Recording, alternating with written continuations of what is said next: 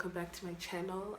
My name is Mbumi and I will be showing you today how I achieved this current hairstyle that I'm rocking.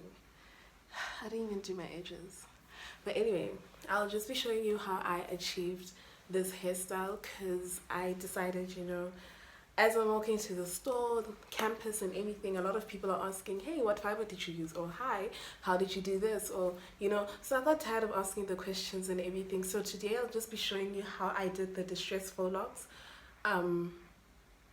butterfly locks, distress faux locks. I call them fairy locks, but anyway, I will be showing you how I achieved my fairy locks using expression. And I did not use a crochet needle for most of them because it gets tiring at some point, and I feel like sometimes you pull on your hair and then you pull on your hairline and whatever. So I ditched the crochet needle and then I just did it myself in a different route. But anyway, I will be showing you in detail how I achieved that hairstyle, and if you still don't understand, you can refer to my old video on how I achieved that one. Bear in mind, this is not the first time I do a video like this regarding this hairstyle. I do have a video down below that you can check out, and I have another video on how I curled the hairpiece in case you're gonna ask how did I curl the hairpiece. So you can just check out that video. You can either use straws, you can use wooden sticks, or you can use whatever works, honestly, chopsticks, whatever, as long as you curl the hair properly, like in that manner. You can't really braid it and think it's gonna work, and I wouldn't recommend flexi rods. I don't think flexi rods are gonna do the job as a normal stick would. Over here I have the curly hair prepared, and it's a bit wet now because I dipped it in the hot water and I'm just towel drying it for now. Usually I like to wait for it to be dry before I actually use it. It's more effective that way, but if you're in a hurry, you are in a hurry, and it's still gonna work the same.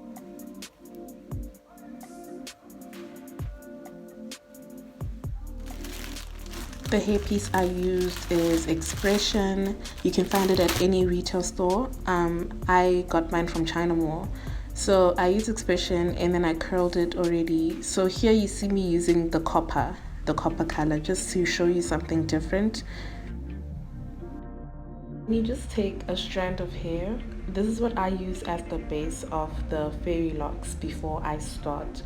So depending on how long you want it, you can either fold it in half or cut it.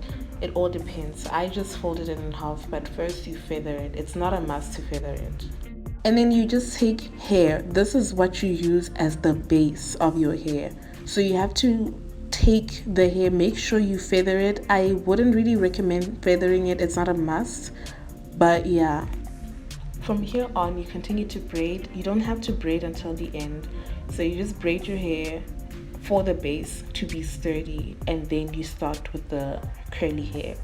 So what I do is I unravel it just a little bit, not too much, and then I just grab a little piece from the bottom and then I start wrapping. Here it's very important that you make it tighter, or else it will get all loose when you have to tie your ponytails and whatever. So you have to make it tight at the base, and then from there you start with your thumb and you distress those locks. I don't know if I'm making sense, but what you do is now you work with your thumb and then you just create the fairy locks with your thumb. When it finishes, you just start again with the hair from where you left off and you do the same thing. Be sure to make sure it's properly it's tight around the coil, like around the first part of it, and then you just let loose at the end just to create that distressed butterfly look, the fairy look. Why I call them fairy locks is that you have more distressed patterns, I guess, the more you continue.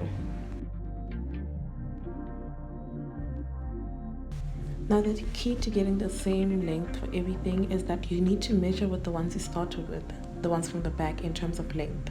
And that's the ones you use to determine how long you want your braids to be and how even you want them to be. So now that I've seen how long I want it to be, I will just even it out, and then I will still continue using the distress faux lock, or creating rather the distress faux lock, as I continue in the video.